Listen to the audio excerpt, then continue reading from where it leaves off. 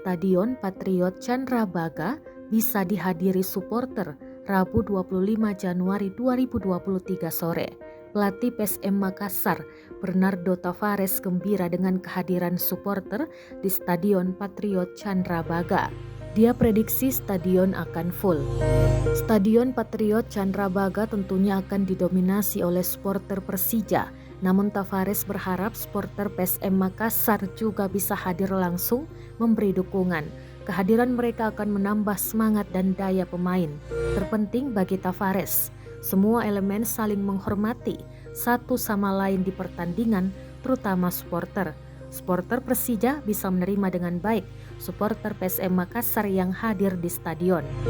Ia juga mewanti-wanti wasit untuk memimpin pertandingan dengan baik, biarkan pertandingan berjalan 11 lawan 11.